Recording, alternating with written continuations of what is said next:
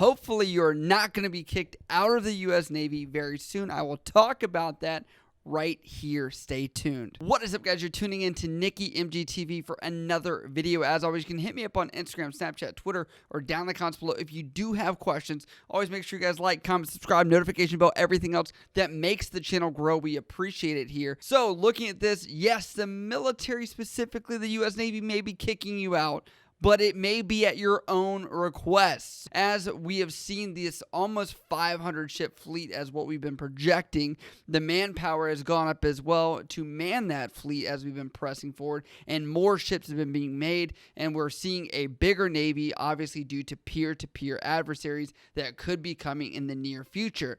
Now, the Navy Personnel Command Admiral that's over there actually did make some comments about this. As the Navy has grown over recent years, some enlisted ratings at specific pay grades have become overmanned due to high retention in these ratings. Fleet readiness is our #1 priority while also allowing for flexible marketplace of talent management. You know, he says a bunch of stuff, but that just pretty much means we want to make sure you guys can advance.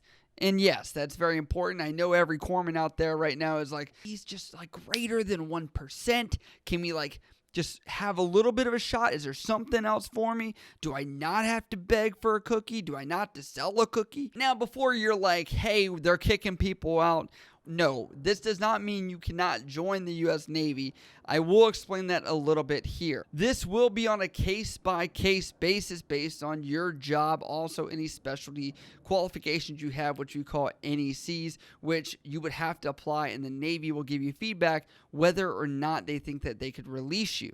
Obviously, you do also have to look at the fact that there are ships that need to be manned, and deployed areas or places that will deploy more often are probably not going to let you go, such as forward deployed naval forces.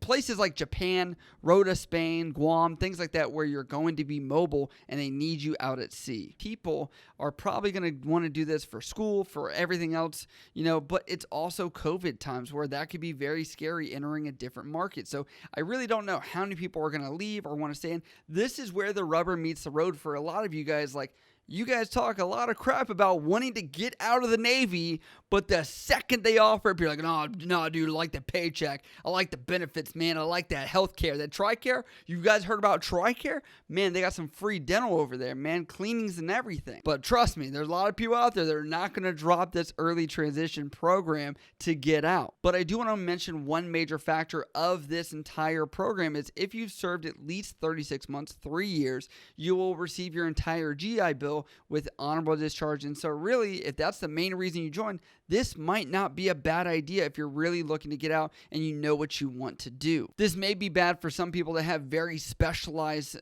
classification codes, which are NECs, like I said, where they have a specialty and they're very technical, and they might not be able to take on this type of program. Also, let's look at the big picture here of what does that mean for you guys joining. If you're looking to come into the military, does this mean they're kicking people out, and does that mean that you can't join? When you join, they call these things called year groups. So if you are a corpsman, for example, or a machinist mate or whatever, and you joined in 2015, 2016, that is your year group that you'd be peerly evaluated against, if I could say that, to see how well you are advancing in that rate and if they can keep you, and if you're worthy of staying in that position or that job. It does bring up a lot of questions if people don't get out.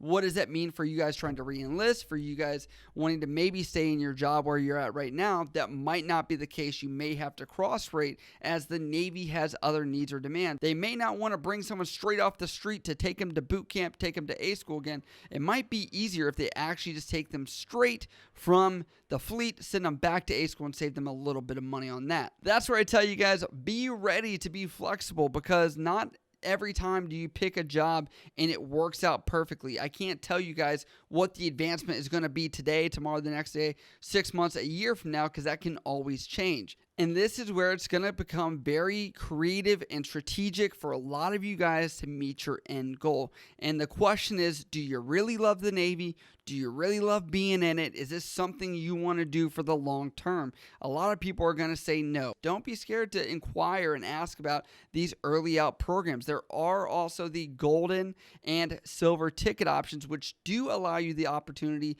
possibly to come back in. And you would definitely have to talk to your career counselor if you wanted the opportunity to at least have a no questions asked opportunity to come back if you really do not want to be in the civilian world. I'm not trying to be that old salty dude that's in the military like, dude, there's nowhere else that you can make it. No, I don't agree with that, but I also do agree that you should have your options open and the ability to come back if you would like to. I know this is a lot of information. I know that this is important to a lot of people, and I want to say, what do you guys think about this? Because honestly, I'm fighting for the corpsmen out there right now, the 1%ers, the dudes that are there doing Motrin slinging, sock changing, powder babied feet out in the field that are fighting for their lives to make HM3 third class. I know it's hard right now. I want to know, what do you guys think about this and the opportunity to advance, because we have seen a lot of people wanting those numbers to go up. Leave those comments down below in the comment section. And as always, if you guys do have questions about this or anything else, you can always hit me up on Instagram, Snapchat, Twitter, or down in the comments below. I love you guys. I'll see you next time.